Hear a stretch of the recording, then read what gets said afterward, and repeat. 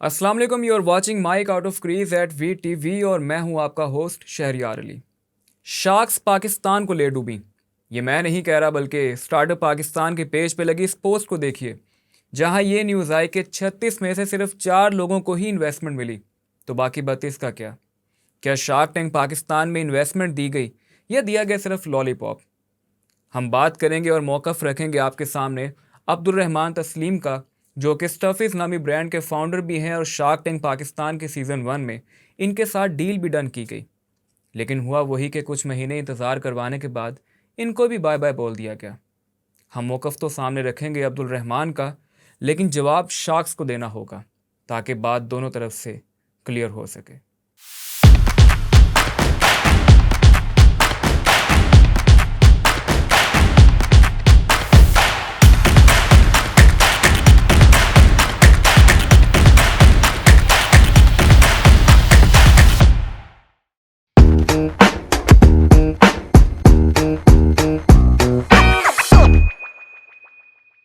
So the first question I want to ask is about your journey.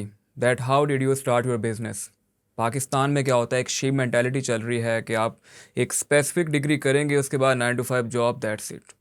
अगर आप बात करते हैं इनोवेशन की, आर्ट की, बिजनेस की, तो एक अनस्पोर्टिव बिहेवियर देखने को मिलता है from your friends, from your family, from your teachers. So when they heard about your idea, how did they react? जब मैंने बिज़नेस शुरू किया, तो जैसे आपने बात की शीप मेंटालिटी की, तो मैं भी उसी शीप मेंटालिटी में था। मैं प्री मेडिकल कर रहा था, FSC, और आगे MD कैट दे के MBBS करने की तैयारी थी।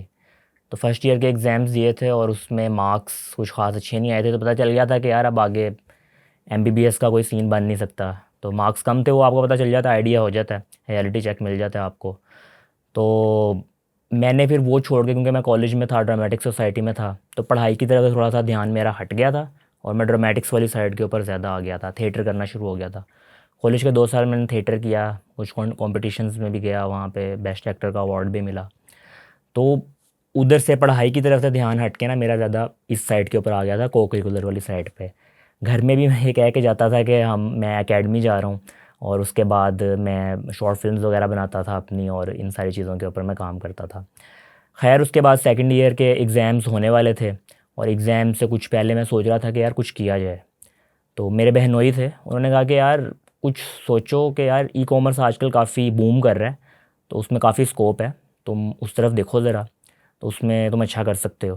क्योंकि मैं कंटेंट वगैरह बना रहा था, अच्छा कंटेंट बना रहा था, और ई-कॉमर्स सारा डिपेंड ही कंटेंट पे करता है आपका। तो मेरे बहनोई ने मुझे थोड़ा सा कहा, इसकी तरफ ना मशवरा दिया कि ये करो। और उसके बाद जब मैंने बिज़नेस शुरू किया, स्टार्टिंग में मेरे घर वालों का ऐसा कोई रिस्पॉन्स नहीं था, क्योंकि मैंने कुछ इतना बड़ा किया नहीं। मुझे कुछ अपने बहनोई से मैंने कुछ पैसे लिए थे, और सिर्फ 2 टेडी बियर्स की स्किन लाया था। अब 2 टेडी बियर्स की स्किन घर पे आई हैं, वो भर के मैंने, अभी ये पाकिस्तान से या फॉरेन कंट्री से ये आपने मैंने ली? एक लोकल वेंडर से ली थी, ठीक है। वो आगे से चाइना से इंपोर्ट कर रहा था। तो उस पे तो घर वालों ने एज सच कोई रिस्पॉन्स नहीं दिया, ऑब्वियसली। वो कहते होंगे कि बस शौकिया काम है, करता है, चलो करने दो। एक्चुअली मेरे घर वालों की थिंकिंग शुरू से ही इस तरह की है। 7-8 क्लास से ही मैं पहले क्लब लेवल क्रिकेट भी खेलता था, और उसके बाद मैं स्काउटिंग में भी गया, काफ़ी मैंने इन सारी चीज़ों को एक्सप्लोर किया।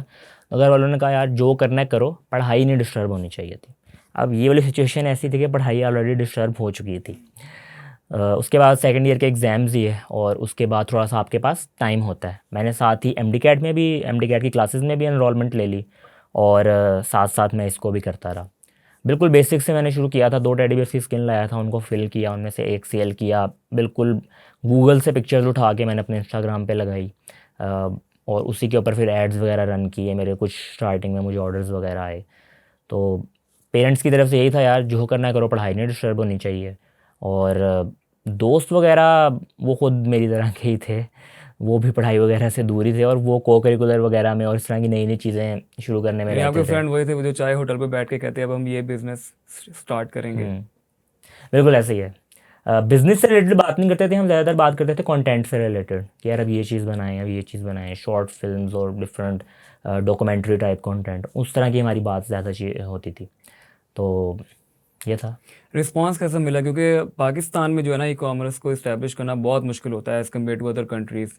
लाइक अगर आप देखें कि अमेज़ोन भी यहाँ पे है तो काफ़ी कंप्लेंट्स पाकिस्तान की तरफ से आई कि यहाँ पे लोग स्कैम भी करते हैं। दराज की आप एग्जांपल लेते हैं कि अक्सर होता है कि कस्टमर कंप्लेन करता है कि मंगवाया कुछ आया कुछ, और फिर सेलर्स भी कंप्लेन करते हैं कि जो कस्टमर्स हैं वो चीज़ें मंगवा तो लेते हैं और फिर जब वो कंप्लेन करते हैं वो चीज़ें रिटर्न करते हैं तो बॉक्स में कुछ और ही डाल के भेज रहे होते हैं। इस तरह की चीज़ें पाकिस्तान में देखने को काफ़ी मिल रही होती हैं। तो आपका अब कैसा एक्सपीरियंस रहा जब आपने स्टार्ट लिया पाकिस्तान के अंदर? मैंने जब ये शुरू किया तो सबसे बड़ा जो मसला था ना, स्टार्टिंग से ही जो डे वन से मसला था, वो था रिटर्न ऑर्डर्स का। कि आप यहाँ से ऑर्डर पैक करके बिल्कुल वो चीज़ कस्टमर को वीडियो बना के भेज के कि यार ये चीज़ मैं आपको भेज रहा हूँ, आप भेजते हो। कस्टमर कहता है हाँ हाँ भेज दो जल्दी भेज दो, बस भेज दो। जब उसके घर जाता है तो कस्टमर लेने से मना कर देता है, उसका कोई रीज़न नहीं है। उसके बाद आपका नंबर या तो ब्लॉक हो जाता है या फिर वो आपको रीज़न देंगे मैं आउट ऑफ सिटी गया हूँ। मुझे ये आज तक मैं ये चीज़ डिकोड नहीं कर पाया कि पूरा पाकिस्तान जो भी ई कॉमर्स में शॉपिंग कर रहा है वो आउट ऑफ सिटी क्यों गया होता है। ये अभी तक ये चीज़ होती है, ऑर्डर किया यार मैं आउट ऑफ सिटी था इस वजह से रिसीव नहीं कर पाया। यार इतने लोग ट्रैवल कर रहे हैं, पूरा ये पाकिस्तान वही है कि वो ट्रैवल जो कर रहा है। शॉप पे जाते कहते हैं हम आगे से होके आते हैं, आगे से वो कहते हैं फिर आगे आते ही नहीं है। आते नहीं वापस वो। तो ये एक बहुत बड़ा मसला था, ये अभी तक है। ये हर बिज़नेस का, हर मेजर बिज़नेस का यही मसला चल रहा है, कोई भी इस चीज़ को ना डिकोड नहीं कर पाया। इसका एक ये वजह भी है कि पाकिस्तान में उस तरह से ऑनलाइन पेमेंट्स नहीं है, पेमेंट गेटवे इंटीग्रेशंस नहीं है उस तरह से। बाहर आप कनाडा वगैरह की ई कॉमर्स मार्केट में देखें, वहाँ पे टोटली आपकी जो 100% पेमेंट होती है वो एडवांस होती है। आप ऑनलाइन पे करते हो और फिर आप रिसीव करो ना करो वो आप पे है। तो यहाँ पे वो सीन नहीं है, यहाँ पे सीओडी ज़्यादा चलती है, आपको सीओडी डोमिनेट करती है और उस वजह से फिर ये रिटर्न ऑर्डर्स का मसला भी आता है। सो शार्क टैंक में कैसे जाते हैं? इसकी कोई ऑफिशियल अनाउंसमेंट होती है या आपको अप्रोच किया जाता है या आप किसी ऑनलाइन पोर्टल के थ्रू इस पे अप्लाई करते हैं या कोई फॉर्म फिल किया जाता है?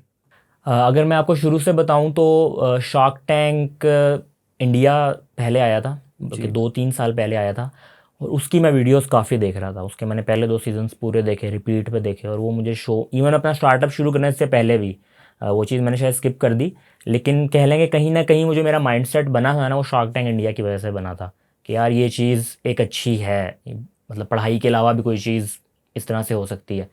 तो वो मेरा मैं वो देख रहा था और बहुत ज़्यादा देख रहा था, बहुत ज़्यादा कंज्यूम कर रहा था उसको। और मुझे तो बहुत ज़्यादा फैसिनेटिंग लगता था कि यार आप शार्क्स के सामने खड़े होते हो, उनको पिच करते हो और आपकी एक स्किल की बुनियाद के ऊपर, आपके एक आइडिया की बुनियाद पे जो चीज़ आपने बिल्डअप की है, ठीक है, कोई ऐसी चीज़ें जो आप इनहेरिट कर रहे हो, एक चीज़ जो आपने बिल्डअप किया उसके बेस पे आपको इन्वेस्टमेंट मिलती है, एक्नॉलेजमेंट मिलती है, आपको मार्केटिंग होती है आपकी। ये भी है ना कि बिज़नेस में जो मेन चीज़ है वो इन्वेस्टमेंट होती है।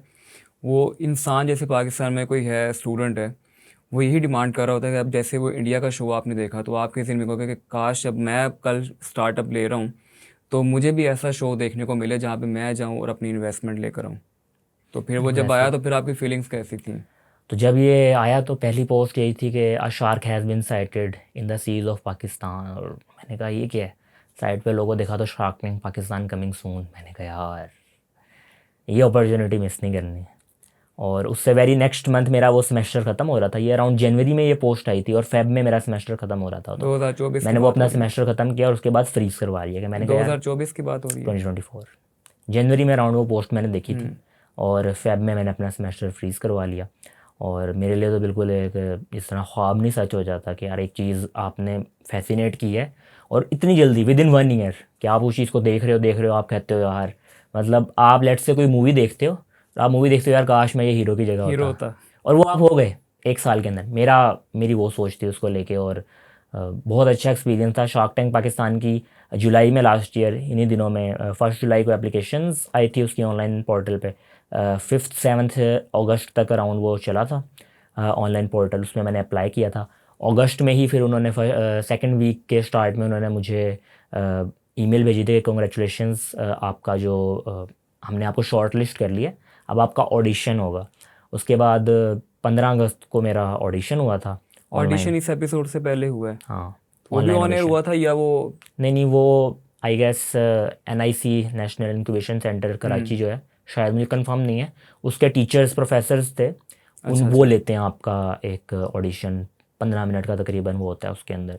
काफ़ी अच्छा गया था, 15 मिनट से 12-13 मिनट मैं ही बोलता रहा था उनके, बस बीच में 1-2 सवाल आए थे और मैंने बड़ी अच्छी तरीके से, बड़ी डिटेल में मैंने उनको आंसर किया था। मेरा ऑडिशन क्लियर हुआ और उसके बाद सितंबर में उन्होंने मुझे कराची बुलाया फाइनल राउंड के लिए। बहुत अच्छा सेटअप था उनका, बहुत ग्रैंड सेटअप था। उन्होंने एयर टिकट भेजी, रिटर्न वहाँ पे होटलिंग की सर्विस प्रोवाइड की, फूड वगैरह उनकी तरफ से था। तो प्रोडक्शन की टीम की तरफ से जो प्री प्रोडक्शन थी वो बहुत अच्छी थी, उनकी टीम बहुत ग्रैंड थी। यानी आप स्टूडियो में गए हो तो मेरे पास कुछ प्रॉप्स थे मेरे, तो उन्होंने कहा आप ये भी हमें पकड़ा दें, आपने खुद नहीं पकड़ना है। तो कैसी फीलिंग्स थी जब बैक स्टेज गए? तो कोई स्पेसिफिक इंस्ट्रक्शंस दी गई थी कि आपने ये बात करनी है और ये बात नहीं करनी? और इन फ्रंट ऑफ कैमरा जजेस का बिहेवियर कैसा था आपके साथ? वो इंस्ट्रक्शंस की हद तक ही होती हैं, वो आपको कोई चीज़ फोर्स नहीं करते कि यार आपने ये करना है, ये करना है। वो आपको एक बार पूछ लेते हैं यार आप बोल पाओगे ठीक तरीके से, वहाँ पे फंबल तो नहीं करोगे, आपसे एक दो बार प्रैक्टिस करवा लेते हैं। फिर आपको सजेस्ट कर देते हैं कि यार ये चीज़ है ना, ये इस तरह कर लो तो बेहतर हो सकती है, अगर आप करना चाहो तो आप कर सकते हो, हमारी तरफ से कोई आपको वो नहीं है। क्योंकि मेरा जैसे उसमें था कि एक लाइन थी मेरी पिच के अंदर जिसके साथ बैठकर आप यूनिवर्स भर की बातें किया करते थे। तो उसने कहा यार आप पाकिस्तानी ऑडियंस को पिच कर रहे हो तो यूनिवर्स एक सिंपल वर्ड है लेकिन शायद लोग समझ ना पाए, आप उसको दुनिया भर की बातें कर लो अगर आप करना चाहते हो तो। तो उन्होंने इस तरह की सजेशंस दो अच्छा, तीन और उन्होंने भी दी गाइड थी। किया वहाँ पे, हाँ थोड़ी सी आपको उन्होंने दिया गाइड था। किया? और थोड़ा बहुत उन्होंने आप उधर आस्क क्या कर रहे हो उससे रिलेटेड भी उन्होंने गाइड किया। उन्होंने कहा कि यार आपकी इवैल्यूएशन, मतलब मुझे तो उन्होंने गाइड नहीं किया था, उन्होंने कहा आपकी इवैल्यूएशन ठीक है, आप ठीक नंबर आस्क कर रहे हो। कुछ लोग थे जो ज़्यादा पैसे मांग रहे थे, उन्होंने उनको सिर्फ सजेस्ट किया था कि यार आप अपना अगर कम कर लो तो आपकी पिच रियलिटी में बेहतर रहो हो थोड़ा सकती है। सा। हाँ, लेकिन उन्होंने फोर्स नहीं किया किसी को कि यार आपने करना ही यही है, उन्होंने जस्ट सजेस्ट किया कि यार रियलिटी में थोड़ा सा रहो। कि आपके लिए बेहतर है कि आपकी जो हम्म, पिच है वो हाँ एक्सेप्ट कर ली आपकी जाए। साल की 20-25 लाख की सेल है तो आप 1 करोड़ हम्म। नहीं मांग सकते उनसे। तो वो भी अगर कोई जाके मानता है, 300 करोड़ वाले बाबा जी भी तो हाँ, वो चले गए थे, थे जिन्होंने कहा था हमें तो मना वो नहीं किया था उन्हें। तो खैर बैक स्टेज बहुत अच्छा एक्सपीरियंस था। पिच हुई तो वो बिल्कुल ऐसा ही था कि जिस तरह रियल होता है। मैं शार्क से उससे पहले 1 सेकंड के लिए भी नहीं मिला था, मैं डायरेक्ट गया उनके सामने खड़ा हुआ, पिच की। उस टाइम की फीलिंग्स थी कि अपने आप कुछ टाइम पहले आप इमेजिन कर रहे हो कि काश ये शो पाकिस्तान में हो, और आपने उसको ख्वाब में भी देखा होगा। लाजमी बात है, जो इंसान देखा सोचता है वो देखा ख्वाब बिल्कुल में देखा देखता है। है कि मैं शार्क्स के सामने खड़ा हूँ, और वही चीज़ें सिर्फ चेहरे तब्दील थे। इंडिया का शो पाकिस्तान में आ गया और वहाँ जाके आप प्रेजेंट कर रहे हैं आइडिया। उस टाइम पे क्या फीलिंग्स थी आपकी? यार मैं बहुत ज़्यादा उस टाइम तो एक्साइटेड था, मुझे तो समझ ही नहीं लग रही थी कि यार ये हुआ क्या है। क्योंकि कोई और बंदा हो ना जिसने इतना ज़्यादा इमेजिन ना किया हो, इतना सोचा ना हो हम्म। उसके बारे में, उसके लिए शायद नॉर्मल ही रहा हो। मेरे तो ख्वाब में आ रही है और 1 साल पहले मैं इमेजिन कर रहा हूँ यार काश ये यहाँ पे हो जाए, और विद इन 1 ईयर वो हुआ और उसको किया, तो बहुत बहुत अच्छी फीलिंग थी यार, मैं बयान नहीं तो कर जब सकता। डील डन होती है और आप, यानी वो जिस तरह चेयर करते हुए आप आ रहे हैं एपिसोड के लास्ट में भी, घर आके घर वालों का क्या रिएक्शन था, फिर आपकी क्या फीलिंग्स थी? यानी जिस टाइम तक, जब तक ये इशू नहीं हुआ, जब तक आपके जहन में था कि आपको इन्वेस्टमेंट मिल गई और आपका जो बिज़नेस है वो अब पहले से अगले नेक्स्ट स्टेज पे मूव कर रहा है, तो वहाँ पर आपकी जो फीलिंग्स थी, आप क्या इमेजिन कर रहे थे कि आप अपने आप को कहाँ पे देख रहे थे बिज़नेस के हवाले से? यार उस इन्वेस्टमेंट के बाद जो हमने प्लानिंग वगैरह की थी, मैं तो ये देख रहा था कि हम with in 3 years, with in 2.5 से 3 साल के अंदर हम पाकिस्तान का सबसे बड़ा स्टफ़ टॉयज़ ब्रांड बना लेंगे इसको। क्योंकि बहुत ज़्यादा मतलब उसके ऊपर प्लानिंग की हुई थी, वर्किंग की हुई थी, और एस्टिमेट यही था कि यार हम बहुत इसको ना आराम से बना लेंगे। ये मेरी वो थी परसेप्शन। प्लस घर वाले थोड़े पेसिमिस्टिक थे। घर वाले पाकिस्तान के जो हालात हैं उससे अच्छे तरीके से वाकिफ़ थे। उन्होंने मुझे रियलिटी चेक दिया कि अभी आप इतने खुश ना हो, बिल्कुल आपने एक अच्छी चीज़ की है, लेकिन इसको आप मार्केटिंग की हद तक ही देखें। हम्म। मतलब उन्होंने कहा कि 99% चांसेस हैं आपको फंडिंग नहीं मिलेगी। मैंने कहा नहीं नहीं, ये शार्क टैंक पाकिस्तान है, सोनी ने इसको बैक किया हुआ है, हम्म। इंटरनेशनल फ्रेंचाइज है, ये कोई पाकिस्तानी का शो नहीं है, कोई का शो नहीं है, सोनी का शो है। तो उन्होंने कहा बिल्कुल ठीक है, लेकिन इसको मैनेज पाकिस्तानी ही कर रहे हैं। अच्छा, हमारे यहाँ अक्सर ऐसे होता है कि पेरेंट्स को हम समझते हैं कि शायद वो बात गलत कर रहे हैं। जिस तरह एक मीम बहुत वायरल होती मुझे है भी ये लगता था। कि पेरेंट्स कहते हैं मोबाइल फ़ोन ने ख़राब किया, मोबाइल फ़ोन ने ख़राब किया। कहता है वो माँ बाप सही कहते थे कि मोबाइल फ़ोन ने ख़राब किया है। तो ये है कि पेरेंट्स की बात कुछ हद तक जो है वो सही साबित होती है। उनका एक्सपीरियंस होता है कि पाकिस्तान में काम यूं ही चल रहा होता है। बिल्कुल ऐसे ही है। आप देखें ना कि दुनिया में इतनी कंपनीज हैं, वो इंडिया में भी मूव कर चुकी हैं, लेकिन वो पाकिस्तान के अंदर आपको एक दिन के लिए भी नज़र नहीं आती। कुछ कंपनीज ऐसी भी हैं, लाइक उबर की आप एग्जांपल लेते हैं, एयरलिफ्ट की एग्जांपल लेते हैं, पाकिस्तान में आई और पाकिस्तान से वापस चलेगी। रीज़न क्या है? वो हालात आपके सामने, कि यहाँ पे हालात वो क्रिएट कर दिए जाते हैं कि जो इंटरनेशनल इन्वेस्टमेंट भी यहाँ पे आती है वो कहती है मैं यहाँ पे ना ही आऊँ तो बेहतर है। बिल्कुल ऐसे तो ही है। अब यहाँ पर है कि जो आपका बिजनेस है, लाइक शार्क में जाने से पहले और शार्क टैंक में आने के बाद, अगर आपको इन्वेस्टमेंट मिल जाती तो आपके बिजनेस में पहले क्या था और बाद में डिफरेंस क्या आना था, यानी आप क्या क्या चेंजेस उसमें लेके आते? हम सबसे पहले तो मैंने आपको जैसे कि बताया कि जो मेरा बिज़नेस है बिल्कुल वो स्टार्टिंग में अपने बहनोई से कुछ पैसे लेके अराउंड 30,000 रुपीज़ टोटल मैंने उनसे लिए थे, उससे शुरू किया था और बाद में उसी को हमने री इन्वेस्ट किया। उसमें कोई एडिशनल कैपिटल नहीं डाला। बिज़नेस जब कोई इस्टेब्लिश होता है तो उसमें प्रॉपर ये होता है कि आप एक कैपिटल लाते हो, उसको आप इन्वेस्ट करते हो। स्टार्टिंग में आपकी 10 लाख 15 लाख इतनी अमाउंट आपकी 4-5 लाख भी हो तो एक छोटे स्टार्टअप के लिए बनता है। मेरी वो थी ही नहीं, ठीक है, 30,000 कुछ भी नहीं है। ये 2 साल पहले के हिसाब से तब जो रेट ऑफ इन्फ्लेशन था वो भी ज़्यादा था। खैर 50 लाख एक बहुत बड़ी रकम है, ठीक है। और अगर ये इन्वेस्ट होती तो लाजमी, मैंने आपको ऑलरेडी कोट किया, हम पाकिस्तान का सबसे बड़ा स्टफ़ टॉयज़ ब्रांड बना सकते थे और सारी चीज़ें बिल्कुल हमारे सामने थी। ई कॉमर्स के अंदर हम क्योंकि अगर मैं आपको फैक्ट कोट करूँ, वो ये है कि मेटा एड्स पे हैं हम सिर्फ, और कोई मार्केटिंग हम नहीं कर रहे। मेटा एड्स पे भी हम मिनिमम एड स्पेंड पे चल रहे हैं। जो डेली एड बजट होता है वो हमारा $10 के करीब है, और $10 बिल्कुल मिनिमम है डेली का। उसको हम बढ़ाते हैं, हम 20, 50, $100 तक लेके जाते हैं, तो हमें उसके ऊपर जो रोएस है वो बहुत बेहतर मिलता, हमें सेल्स बहुत अच्छी मिलती। और जब सेल्स बढ़ती हमें फिर उसके पूरा करने के लिए हम इन्वेंट्री परचेज़ करते हैं, हम बेहतर तरीके से मार्केटिंग करते हैं। अभी सिर्फ एक सोर्स ऑफ मार्केटिंग था हमारा, प्लान था हम टिकटॉक एड्स को भी एक्सप्लोर करेंगे, गूगल एड्स को एक्सप्लोर करेंगे, इन्फ्लुएंसर मार्केटिंग करेंगे, ट्रेड मार्केटिंग करेंगे, काफ़ी ज़्यादा चीज़ें करने का प्लान था। और हर चीज़ बिल्कुल प्लान हुई भी थी और हम पाकिस्तान का सबसे बड़ा स्टार्टअप बन सकते थे। जो आपकी प्रोडक्ट की और सॉरी, मैन्युफैक्चरिंग पाकिस्तान है, का सबसे बड़ा स्टफ़ टॉयज़ ब्रांड मैंने जो स्टार्टअप बोल दिया। आपकी मैन्युफैक्चरिंग है प्रोडक्ट की, वो पाकिस्तान में ही हो रही है करंटली, या अभी भी आप फॉरेन से ही कहीं से इंपोर्ट करवा रहे हैं?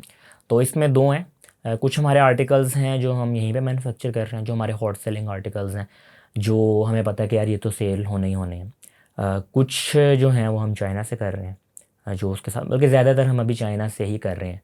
अभी जो हमारे जो मैन्युफैक्चरिंग का काम है वो सिर्फ एक मशीन है और वो मैं ही मैनेज करता हूँ, मैं ही उसको स्टिच कर रहा हूँ। मंडे से अब मैंने एक बंदा हायर किया है जो एक्सपर्ट है स्टिचिंग में, तो वो मुझे ज्वाइन करेगा। देन फिर मेरा प्लान है कि हम साथ एक और मशीन लगाएं और इसको बढ़ाएं। अभी बिल्कुल स्टार्ट किया मैन्युफैक्चरिंग का, तो एक मशीन से शुरू किया, जिस तरह बिल्कुल 2 टेडी बियर्स से शुरू किया था उसी तरह एक मशीन से शुरू किया, इसको लाजमी बढ़ाएंगे।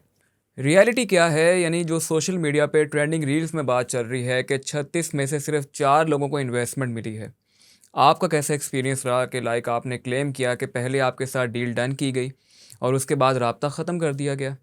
तो सितंबर में हमारी एपिसोड शूट हुई थी, मिड सितंबर में, और अक्टूबर फर्स्ट वीक तक शूट चलता रहा था शार्क टैंक का। फर्स्ट वीक के एंड पर हमें मैं यहाँ पे शार्क्स को डिवाइड कर लेता हूँ स्टोरी के लिए, नाम उनका मैं कोट नहीं कर रहा। शार्क ए, शार्क बी और शार्क सी, जो 3 शार्क्स थे मेरे साथ। शार्क ए की तरफ से मुझे एक व्हाट्सएप ग्रुप में ऐड किया जाता है, जिसमें उनके मैनेजर, वो शार्क ए और बी और सी, हम 5 लोग थे, सॉरी 3 शार्क्स हो गए, एक मैनेजर और एक मैं। उनके साथ मीटिंग्स होती हैं, बड़ी पॉजिटिव मीटिंग्स होती हैं। शार्क सी जो हैं वो स्टार्टिंग में ज्वाइन नहीं करते, शार्क ए और B time to time join करते हैं। मीटिंग्स में वो बिजनेस के हवाले से गाइड भी करते थे कि आपने इसको कैसे लेकर चलना है? बताता हूँ। तो बिल्कुल बिज़नेस के हवाले से गाइड करते थे, बट मुझे एट दैट टाइम फील होता था, जो अभी भी फील होता था, कि उनको बिज़नेस की, पाकिस्तानी मार्केट की ग्राउंड रियलिटीज़ नहीं पता। उनको नहीं पता कि अभी मैं किस लेवल पर हूँ, ठीक है। लाइक वो मेरे से डायरेक्ट बात करते थे कि यार आपने डिज़नी की लाइसेंसिंग लेनी है। मैंने कहा बिल्कुल लेनी है, बट पहले मैं अपना मैन्युफैक्चरिंग यूनिट सेटअप करूँगा, मैं अपने आप को मैन्युफैक्चरिंग में प्रूफ करूँगा, ठीक है, एक लिमिट तक पहुँचूँगा कि यार अब मैं ये काम कर सकता हूँ। उसके बाद मैं डिज़नी को अप्रोच करूँगा मार्केटिंग के, सॉरी मैन्युफैक्चरिंग के लिए, कि मैं यार आपके आर्टिकल्स मैन्युफैक्चर करूँगा, आपका लाइसेंस लूँगा। अभी इस लेवल के ऊपर मैं वो काम नहीं कर सकता। मतलब मुझे इस तरह की, सिर्फ ये एक मैं आपको फैक्ट कोट कर रहा हूँ, इसके अलावा भी कुछ चीज़ें थी कि मुझे आइडिया हुआ कि यार बिज़नेस की ग्राउंड रियलिटीज़ से ये नावाकिफ़ है, क्योंकि इनमें से आई गेस कोई भी नहीं था जिसने अपना कोई स्टार्टअप बिल्डअप किया हो पाकिस्तान के अंदर। बाहर तो ये सारे कर रहे हैं, इंटरनेशनल स्केल पे थे सारे। सारे इंटरनेशनल स्केल के ऊपर कर रहे थे, और लाइक वेल्दी बंदे थे, बैकग्राउंड सही अपने मुझे कहते हैं इनहेरिट मुंह की में हुई थी सोने का उन्होंने चम्मच जायदाद। लेकर पैदा होना। बिल्कुल ऐसे ही है। तो उनको नहीं पता होगा कि जो एक मिडिल क्लास बॉय है वो कैसे स्टार्ट ले रहा है, क्या क्या उसको ग्राउंड रियलिटीज़ का परेशानियां उनको देखने बिल्कुल को, हाँ आइडिया नहीं ग्राउंड था, रियलिटी का उनको आइडिया नहीं था। बिल्कुल नहीं था। खैर वो चीज़ चली, हमारी बड़ी पॉजिटिव बातचीत हुई, और वो तो अपनी तरफ से ग्रोथ की बात कर रहे थे, बेशक उनको आइडिया नहीं था, लेकिन वो कह रहे थे कि हम इसको यहाँ यहाँ तक लेके जा सकते हैं। मुझे अच्छा लगा, बड़ी पॉजिटिव बातचीत हुई। उसके बाद अक्टूबर एंड तक उन्होंने मुझे एक डॉक्यूमेंट्स की लिस्ट भेजी कि यार ये डॉक्यूमेंट्स हैं आपने सबमिट करवाने हैं। नवंबर मिड में मैंने उनको वो तकरीबन उन्होंने ज़्यादा डॉक्यूमेंट्स मांगे थे, लेकिन उसमें कुछ पार्टनरशिप एग्रीमेंट्स वगैरह भी थे, तो मेरी तो पार्टनरशिप किसी के साथ थी नहीं, तो वो स्किप हो गए। उन्होंने खुद ही कहा आप ये स्किप कर दें। 33 डॉक्यूमेंट्स मैंने उनको टोटल सबमिट करवाए। उसमें मेरे अकाउंट्स थे, 3 मंथ्स की 3 मंथ्स करके प्रोजेक्शंस थी आगे मैं कितनी इस करंट स्टेज पे कितना रेवेन्यू करूँगा। उसमें मेरे रजिस्ट्रेशन सर्टिफिकेट्स थे, मेरे टैक्स सर्टिफिकेट्स थे, एनटीएन वगैरह था, और काफ़ी ज़्यादा इस तरह के सारे डॉक्यूमेंट्स वगैरह थे। और कुछ डॉक्यूमेंट्स बना के दिए थे कि हमारी आगे चल के मार्केटिंग स्ट्रेटजी क्या होगी, हर चीज़ हम ऑन पेपर लाए थे। तो वो डॉक्यूमेंट्स मैंने उनको नवंबर मिड में सबमिट करवा दिया, और दिसंबर तक आते आते उन्होंने एक हमारी मीटिंग हुई जिसमें मेरी जो शार्क ए हैं उन्होंने अपने मैनेजर से पूछा कि इनके आपने डॉक्यूमेंट्स वेरीफाई कर लिए, इनके डॉक्यूमेंट्स कंप्लीट हैं। उनके मैनेजर ने कहा जी मैंने डॉक्यूमेंट्स वेरीफाई कर लिए, इनके डॉक्यूमेंट्स कंप्लीट हैं। अब जब ड्यू डिलिजेंस कंप्लीट हो गई, अब नेक्स्ट बारी थी टर्म शीट की। ठीक है, टर्म शीट वाले टाइम में आते आते जो शार्क सी हैं वो वापस एक्टिवेट होते हैं, जो शुरू में एक्टिव नहीं थे, और वो ग्रुप लीव कर देते हैं। अच्छा। उनका मैनेजर रीज़न देता है हमें कि हमें इस ग्रुप के साथ कुछ सिक्योरिटी कंसर्न्स हैं, इस वजह से हम इस ग्रुप में नहीं रह सकते, इस वजह से हम ये ग्रुप लीव कर रहे हैं, हम मानी के साथ सेपरेट डील करेंगे। मुझे मानी कहता है, मेरा निकनेम मानी है। जी। मानी के साथ हम सेपरेट डील करेंगे। मैंने कहा ठीक है, अगर आप सेपरेट डील करना चाहते हैं सेपरेट डील कर लें, क्योंकि लेट्स से कल को जाके मैं अगर कोई सेकंड फंडिंग राउंड रेस करता हूँ तो मैं इन तीनों के साथ तो टर्म शीट नहीं साइन करूँगा, इनके साथ तो मेरा कॉन्ट्रैक्ट हो गया, अब मैं नई टर्म शीट साइन करूँगा और वो सेपरेट होगी। तो अगर कोई शार्कर अभी से सेपरेट टर्म शीट साइन करना चाहता है तो वो कर सकता है, मुझे उसमें कोई ऐसा ऑब्जेक्शन नहीं थी। मैंने कहा आई रिस्पेक्ट योर डिसीजन, आप करें। वो शार्क सेपरेट हो गए, और बाकी 2 शार्क से मेरी सेपरेट बातचीत होना शुरू हो गई, जो शार्क ए और बी थे। अब क्या हुआ कि शार्क ए जो थे, जिनके साथ सबसे ज़्यादा रिस्पॉन्स आ रहा था, उनकी तरफ से थोड़ा सा रिस्पॉन्स टर्म शीट वाली बात पे आके वीक होना शुरू हो गया, स्लो डाउन होना शुरू हो गया। शार्क बी बीच बीच में आते थे, रिस्पॉन्स करते थे। वो गो विद द फ्लो वाला बंदा था। जो शार्क बी थे वो गो विद द फ्लो, ऐसे करना है कर लो, ऐसे करना है कर लो, मीटिंग करनी है कर लो, फंडिंग करनी है हाँ सारे कर रहे हैं तो मैं भी कर लेता हूँ। उनका लाइक मेरे साथ ये वाला बिहेवियर था। खुद उन्होंने कुछ एडिशनली एफर्ट नहीं की मेरी पिच को, मेरी पोस्ट शार्क टैंक जो ये सारा स्नैरियो था, जो डील थी, उसको सक्सेसफुल बनाने के लिए। खैर शार्क सी सेपरेट हो गए थे। दिसंबर में आके एक रात मैं अपना काम वगैरह करके फ्री हुआ, बेड पे आके लेटा, तो मुझे शार्क सी की कॉल आ गई डायरेक्ट व्हाट्सएप पे। अभी तक ऐसा नहीं हुआ था कि किसी शार्क से मेरी डायरेक्ट व्हाट्सएप पे कॉल पे बात हुई हो। हमारी प्रॉपर एक 3-4 दिन पहले, हफ्ता पहले मीटिंग स्केड्यूल होती थी, और मीटिंग के अंदर हम पूरा एजेंडा डिस्कस करते थे, बड़ी प्रोफेशनल बातचीत होती थी उसके अंदर। शार्क सी मुझे कहते हैं कि यार इन दोनों के पास तो पैसे ही नहीं है, शार्क ए और बी के पास। अच्छा। ये इनका तो मार्केटिंग में मार्केट में नाम ही बहुत ख़राब है, इनको तो कोई मुँह ही नहीं लगाता यहाँ पे। ठीक है, ये तो सारे फाउंडर्स को गोलियाँ करा रहे हैं, ये तो फाउंडर्स को फंडिंग देने के लिए उनसे कुछ मॉर्टगेज मांग रहे हैं। मैंने कहा है मॉर्टगेज मांग रहे हैं, मतलब कुछ गिरवी रखवा रहे हैं कि हम आपको पैसे तब देंगे जब हमारे पास कुछ आप गिरवी रखवाएंगे। तो मैंने कहा यार ऐसा इन्वेस्टमेंट में तो शार्क टैंक के टेम्पलेट में तो ये चीज़ नहीं है। उन्होंने कहा लेकिन ये कर रहे हैं, और सोनी इन पे इन्वेस्ट भी कर रहा है, इन्वेस्टिगेशन भी कर रहा है। तो कुछ उन्होंने इस तरह की बातें बोली, ये तो बैड एप्पल्स हैं, इनको तो कोई मुँह ही नहीं लगाता, और इस तरह की चीज़ें। और मुझे तो जब इनको हायर किया गया था इस शो के अंदर, तब भी किसी के जहन में ये बात नहीं सर थी? ये वो शार्क सी एलिगेशन लगा रहे हैं ना, अच्छा। ये ऑफिशियल चैनल टीम की की तरफ तरफ से से नहीं है, या मेरी तरफ टीम से की नहीं तरफ है। से नहीं था? ये शार्क सी एलिगेशन लगा रहे हैं, उसका कोई उन्होंने सबूत प्रोवाइड नहीं किया मुझे, और इसी वजह से मुझे उनकी बात पे वो भी नहीं मतलब हुआ पुप्पो कि वाले काम किए कि वो जादू टूने करवा रही है, वो फलां काम मुझे उन करवा पे रही है। यकीन भी नहीं हुआ है सच। लेकिन एक छोटा सा मुझे कह लो कि मैं उनकी तरफ उनकी बात मानने पे कायल हो गया, क्योंकि शार्क ए ने मुझे घोस्ट करना शुरू कर दिया था, और शार्क बी भी कुछ ऐसा इंटरेस्ट नहीं शो कर रहे थे। वो कहते थे यार वो आ जाएंगे तो मैं कर लूँगा। तो मुझे मतलब थोड़ी वो थोड़ी मस्त उनकी बात आदमी में के चल रहा तो रियलिटी चले। लगी।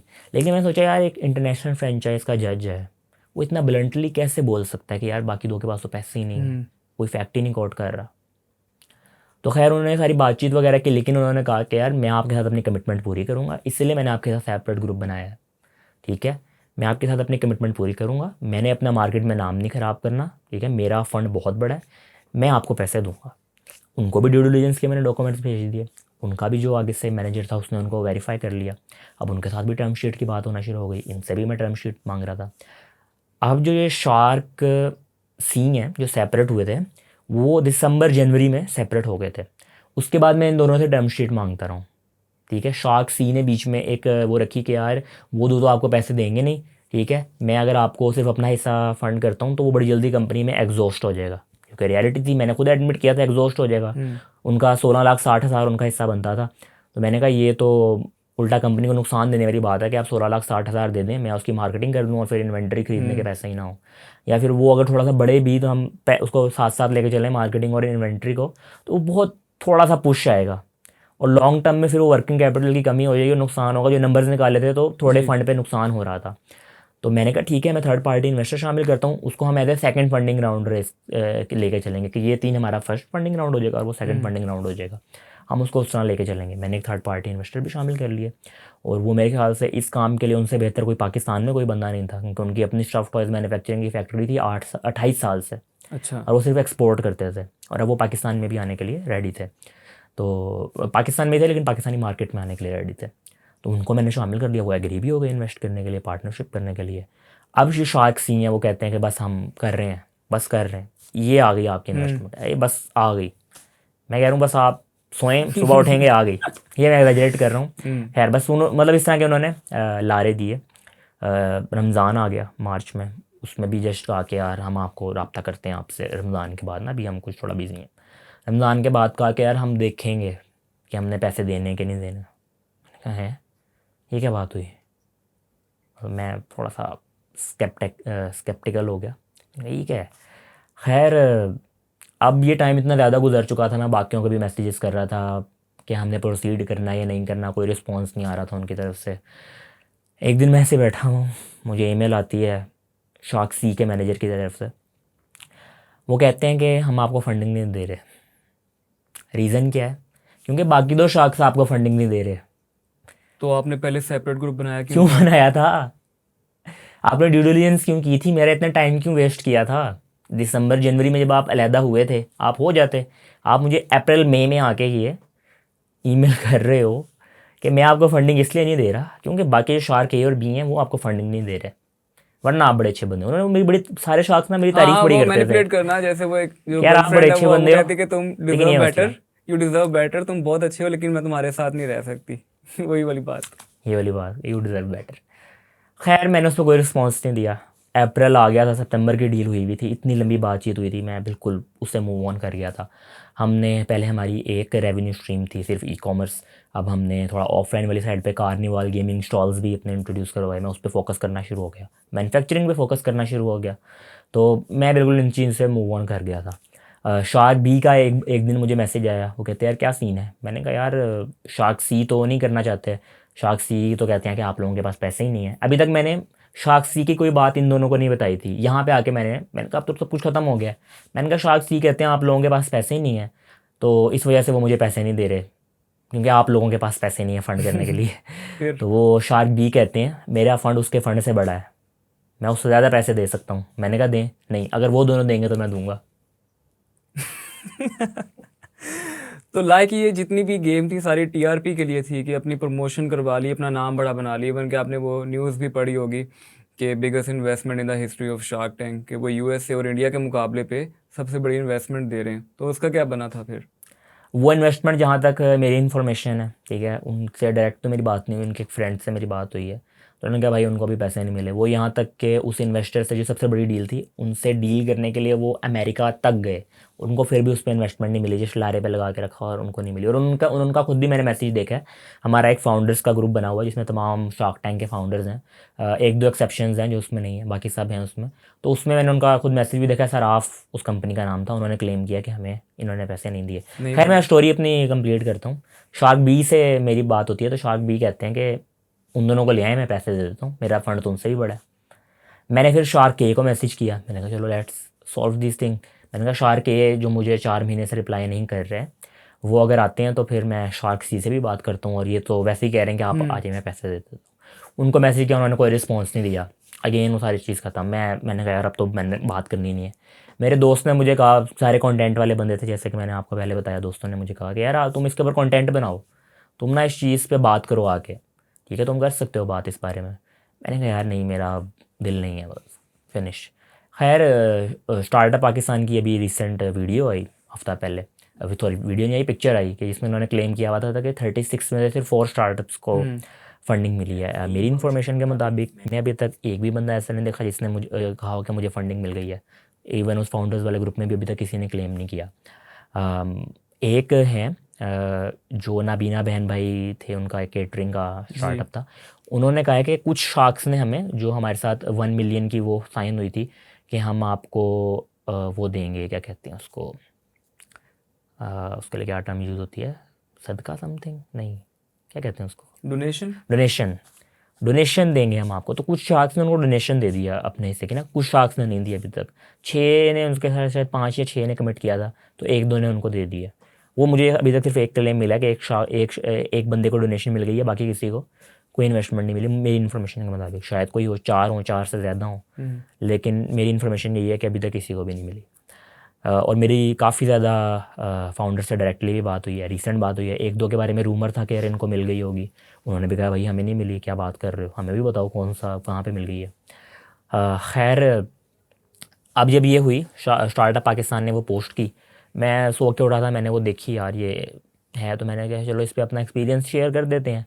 मैंने एक अपनी एपिसोड की क्लिप लगाई, उसके ऊपर वो पोस्ट का स्क्रीनशॉट लगाया और बैकग्राउंड में अपनी पिक्चर लगाकर सैड म्यूज़िक लगाकर मैंने वो भी सैड म्यूज़िक ऐसा सच नहीं था कि मैंने उसके अंदर लगाया था, वो मैंने मतलब इंस्टाग्राम के अंदर ही ऑप्शन आती है ना म्यूज़िक चूज़ करने की, वहाँ से मैंने देखा यार टॉप पे कोई सैड आ रहा है, मैंने ये मतलब कुछ सोचा नहीं था ऐसा सच, लेकिन वो मैच कर गया ना उसके साथ, मैच कर गया, मैंने वो लगा दिया और मैं काम शाम करना शुरू हो गया। उस दिन काफ़ी ज़्यादा बिजी था मैं। अभी मैंने रैंडम फ़ोन चेक किया तो 1 लाख, थोड़ी देर बाद चेक किया 2 लाख, जब मेरे सामने भी है ना, उसका जब म्यूजिक प्ले हुआ है, मैं कहा यार एक लड़का तो इन्वेस्टमेंट लेने के लिए जा रहा है, तो म्यूजिक का पीछे प्ले हो रहा है, झूठ की ज़मीन पर फरेब के तो सारे मैंने घर। जब उसका फिर देखा पूरा कैप्शन, तो फिर मैंने आपसे किया कांटेक्ट किया, क्या सीन है ये। तो खैर वो वायरल हो गई, वो मिलियंस में चली गई, अभी भी उस पर अराउंड 3.5 मिलियन से ज़्यादा हो गए हैं व्यूज़। और अब जब वो तकरीबन 2-2.5 मिलियन उस पर हुए थे ना, तो मुझे शार्क ए, जो मुझे 4-5 महीने से रिस्पॉन्स नहीं दे रहे थे, वो अचानक से जिंदा हो गए, उनका मैसेज आ गया मुझे। मैंने कहा यार ये क्या हो गया, मतलब ये तो मौजज़ा हो गया। इतने मैसेजेस किए हैं, इतनी बार ग्रुप में मैसेज किया है, और सेल्फ रिस्पेक्ट पे बात आ गई थी, वो रिप्लाई नहीं दे रहे थे। वो कहते हैं कि यार आप इस वीडियो को चेंज करें, मुझे किसी ने भेजी है, ये सच्चाई नहीं है, आप इसमें चेंज करके लिखें कि आपके साथ मैंने कोई वो उस तरह से गलती नहीं की, और मैंने आपको फंडिंग इसलिए नहीं दी क्योंकि आपने खुद चूज़ किया था कि आप शार्क सी के कैंप में चले गए थे। ये शार्क ए कह रहे हैं कि आप शार्क सी के कैंप में चले गए थे, इस वजह से मैंने आपको फंडिंग नहीं दी, मैसेज पे क्लेम कर रहे हैं। मैंने कहा यार वो तो दिसंबर जनवरी में सेपरेट हो गए थे, और मैं तो अप्रैल तक आपसे टर्म शीट मांगता रहा हूँ, मेरे पास मैसेजेस पड़े हुए, वही ना, ठीक है, मैं अप्रैल तक आपसे टर्म शीट मांगता रहा हूँ, ठीक है, वो दिसंबर जनवरी में सेपरेट हो गए थे, फेब में आपका मैसेज है कि टर्म शीट रेडी है, ठीक है, हम बस भेज रहे हैं आपको टर्म शीट, तो वो कब के सेपरेट हुए हैं, और आपने मुझे उस वक्त बोला ही नहीं, आपने तो मेरे से बात ही नहीं की, आपने मुझे रिप्लाई करना गवारा नहीं किया, और अब आप आके बस ऐसे ही व्हाट अबाउटिज्म कर रहे हैं कि यार आपने तो खुद ही कह दिया था, मतलब डाइवर्ट कर रहे हैं एक्चुअल डिबेट को, मतलब अपने ऊपर वो मिट्टी नहीं पड़ने दे रहे कि हम तो बेकसूर हैं। खैर उन्होंने बात की, उन्होंने एक्सेप्ट ही नहीं किया। मैंने कहा मुझे बता दो मैंने कहाँ पे बोला है। मैंने कहा मुझे ये बेसिक बात है ना कि अगर मैं आपके साथ डील नहीं करना चाहता, मैं मना कर रहा हूँ आपको डील करने से उनके बकौल, तो मैं आपसे टर्म शीट क्यों मांग रहा हूँ। आपके भी ये समझ आ जाती है ना बात कि मैं क्यों टर्म शीट मांग रहा हूँ उनसे। Got it. तो खैर उन्होंने ये बात एक्सेप्ट नहीं की, वो बोलते रहे कि तुम्हारे और शार्क सी जैसे लोगों की वजह से पाकिस्तान का सिस्टम फेल हो रहा है। मैं देख रहा हूँ अच्छा मेरे जैसे लोगों की वजह से। मैंने कहा यार मेरे जैसे लोगों की वजह से कैसे, कि जो कुछ स्क्रैच से बिल्डअप करना चाह रहे हैं, अपने लिए कुछ करना चाह रहे हैं, ठीक है, वो ये नहीं कर रहे कि वीज़ा लेके मुल्क से बाहर चले जाएं। तो मेरे लिए तो ऐसा मुश्किल नहीं है, मतलब मैं चाहता तो जा सकता था बाहर, मतलब मुश्किल है नो डाउट, सबके लिए मुश्किल होता है, लेकिन मेरे पास ऑप्शन था, ऐसा नहीं जो ऑप्शन ही नहीं था, स्ट्रगल की है तो थोड़ी बाहर के लिए भी ऑप्शन कर था, लेते बाहर जाना आसान होता।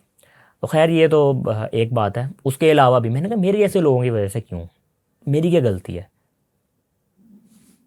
मैंने तो मुझे बताए ना, उन्होंने मुझे एक रीज़न दिया सिर्फ कि आप शार्क सी के कैंप में चले गए।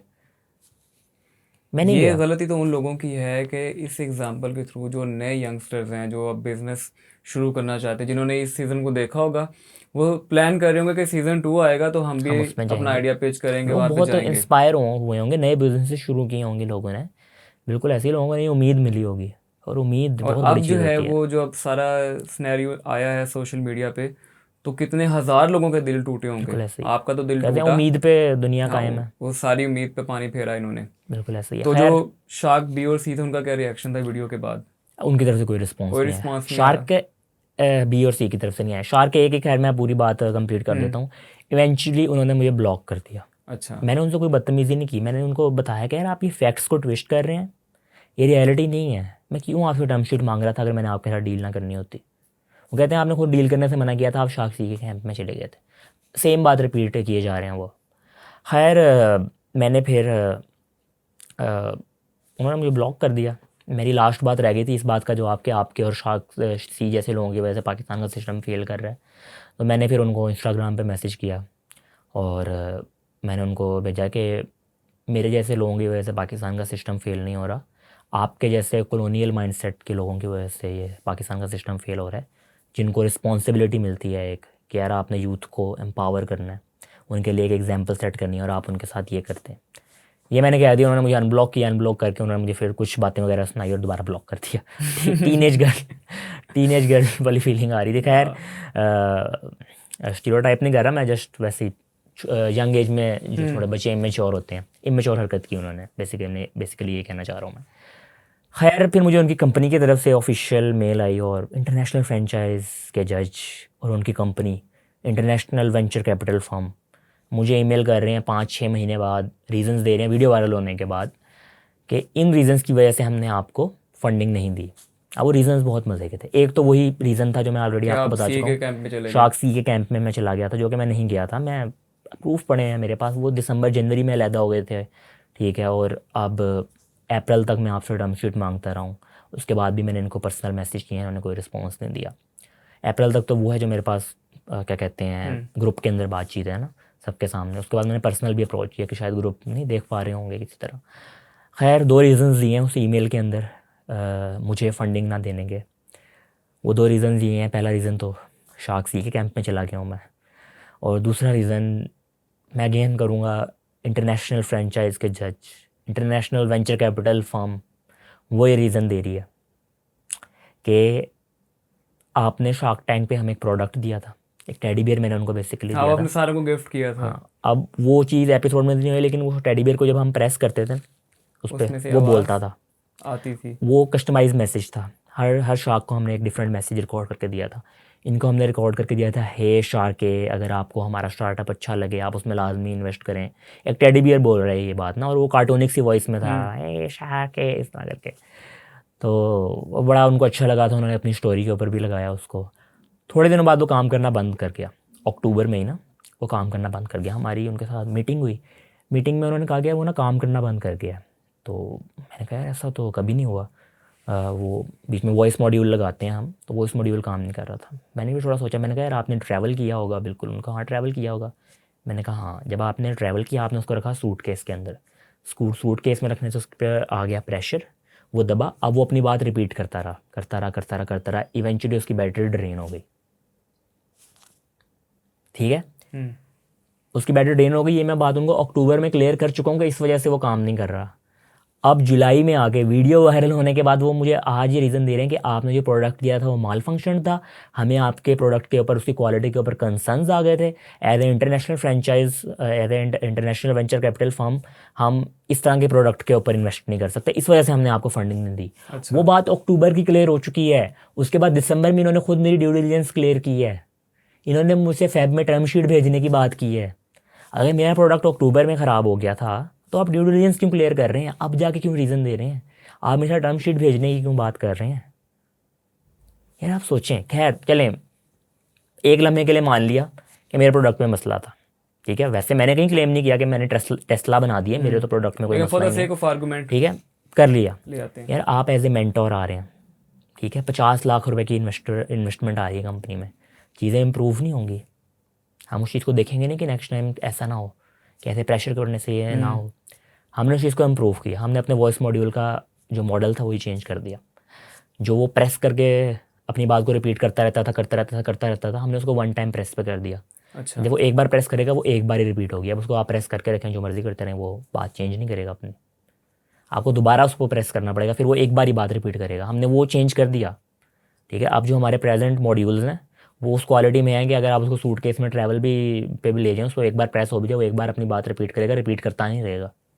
उसमें ऐसा कि एक बार प्रेस हो गया, रिपीट करी जा रहा है, चुप ही नहीं कर रहा।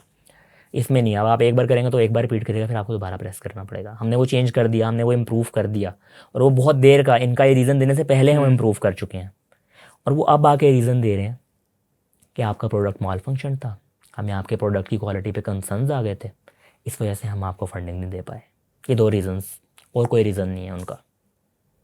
और दोनों रीज़न सिर्फ उन्होंने वॉट अबाउटरी की है, उन्होंने अपनी फेस सेविंग की है, कोई उसमें फैक्ट नहीं है, रियलिटी नहीं है यार। कहीं सोशल मीडिया पे भी उन्होंने कहीं पे कोई बयान वगैरह दिया कोई इस मैंने तरह नहीं के? देखा अभी तक कोई ऐसे। अब आप बिज़नेस को कैसे मैनेज कर रहे हैं? लाइक एक धचका तो लगता है क्योंकि एक बड़ी इन्वेस्टमेंट बिज़नेस में बड़ा अहम किरदार अदा करती है, और फिर जब वो अचानक से गायब हो जाए तो इंसान की उम्मीद ख़त्म हो जाती है। सेकंड ये कि आप पाकिस्तान में पाकिस्तान की करंट सिचुएशन को लेकर यंगस्टर्स को क्या मैसेज देंगे जो बिज़नेस में आना चाहते हैं? शॉर्ट टर्म में थोड़ा सा इम्पैक्ट आया था इसके ऊपर कि मैं एक्सपेक्ट कर रहा था कि यार इतना कैश फ्लो कंपनी में आएगा, जब इतना कैश फ्लो आएगा तो उसके बाद काफ़ी चीज़ें बेहतर हो जाएंगी। तो मैंने स्टार्टिंग में कुछ ड्राइंग्स यानी उसमें से पैसे थोड़े से निकाले और कुछ अपने खर्चे बढ़ा लिए, ठीक है। तो उसे स्टार्टिंग में वो फिर वो हुआ कि वो थोड़ी सी हर्डल आई, लेकिन उसको क्योंकि एक एंटरप्रेन्योर जो होता है उसका एक ही काम होता है सर्वाइव करना, ठीक है, और कोई काम नहीं है। ये कंपनी बनाना, बिल्डअप करना, मार्केटिंग करना, एवरीथिंग सेकेंडरी है, मेन चीज़ है सर्वाइव करना।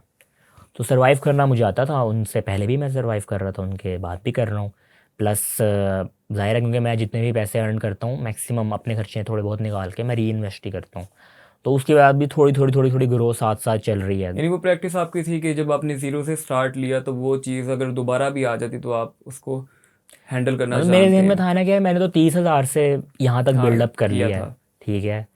तो अब तो मेरे पास उससे ज़्यादा ही पैसे हैं, ठीक है, तो अब मैं क्यों नहीं कर सकता। धचका तो लगता है, लेकिन मतलब फिर भी आपने उस चीज़ को कवर कर लिया। ये एक सडन धचका नहीं था, ये स्लो डेथ थी, स्लो डेथ।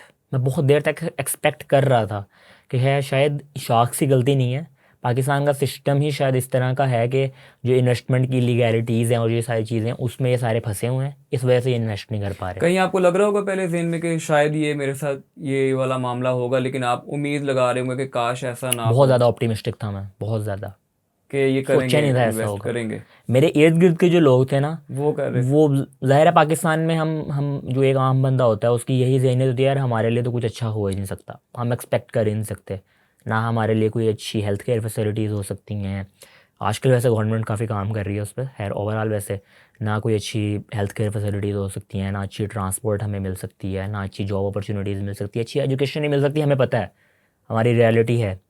लेकिन मैं थोड़ा सा उस वक्त डिल्यूजनल हुआ था और मैं तो बहुत ज़्यादा ऑप्टिमिस्टिक था कि यार ऐसा कुछ हो ही नहीं सकता। यार सोनी बैक कर रहा था, जाहिर सोनी एक बात बड़ा है। नाम है, और 40+ कंट्रीज़ में शार्क टैंक जो फ्रेंचाइज है वो आ चुकी है, 40 से भी ज़्यादा इंडिया हो में गए तो हैं। हमने कई लोगों को देखा भी है कि वो शार्क में आए, शार्क टैंक उसके में, बाद वो और बहुत फिर वो ज़्यादा बहुत ग्रो कर उन्होंने गए ग्रो आगे। किया, बिल्कुल ऐसे ही। यूएसए की एग्जांपल, सारे पता, अंग्रेज तो बहुत ईमानदार हैं। इवन बांग्लादेश का हाँ, शार्क टैंक बहुत बहुत बेहतर आगे था, हैं। वो पाकिस्तान के पैरेलली लॉन्च हुआ था, उनकी जो एपिसोड के अंदर डिटेलिंग थी बहुत ज़्यादा अच्छी थी, ठीक है। जो आर्गूमेंट शार्क्स करते थे फाउंडर के साथ वो बहुत अच्छा था। हमारा थोड़ा सा इमेच्योर फील हुआ, लेकिन मुझे लगता था कि तो यार ये जो शायद सीज़न 1 है। 2 मिनट का टाइम देते हैं कि जाके आप सोचें, ये क्या होता है?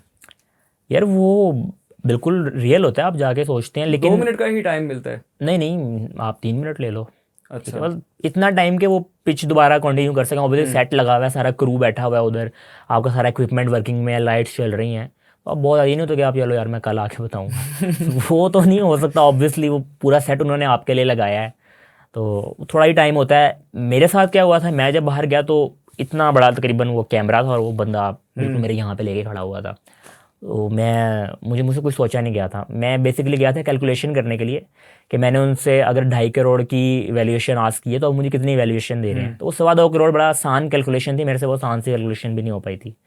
तो मेरे साथ तो ये हुआ था और वो टाइम नर्वस इसी होता है तरह होता बंदा है। के। यार नर्वस मैं होता नहीं, क्योंकि मुझे स्टेज फेयर नहीं था उस तरह से, क्योंकि मैंने आपको बताया मैं हाँ, थिएटर पहले से वो वगैरह कर चीज़ें रहा था। चलती आ रही हैं। बस वो उस टाइम बहुत सारी चीज़ें दिमाग में ना बिल्डअप हो गई थी, क्योंकि वो हमारी तो आपके सामने तो 8 मिनट की पिच आई है। हम्म। एक्चुअल में पिच काफ़ी लंबी थी और आई गेस 25 मिनट से 30 मिनट्स के बीच की थी, और बहुत ज़्यादा बातें हुई थी और बहुत ज़्यादा अच्छी अच्छी बातें हुई थी जो पिच में उन्होंने नहीं डाली, जो उन्हें डालनी चाहिए थी। एक बड़ी हम्म। इंपॉर्टेंट बात हुई थी कि जो हमारे टेडी बियर्स होते हैं वो हम फील्ड करते हैं पॉलिस्टर से, और जो पॉलिस्टर होता है वो यूज्ड रिसाइकल्ड यानी रिसाइकल्ड प्लास्टिक बॉटल्स से बना होता है।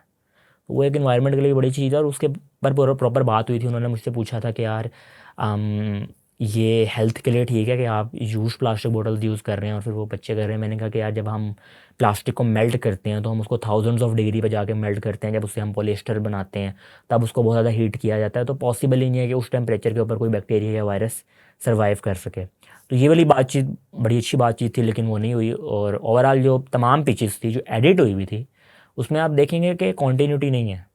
आप मेरी भी पिच देखेंगे, हम्म। आपने देखी है, रिसेंट देखी है, आपको समझ नहीं लगेगी एंड में मेरी डील कैसे हुई है।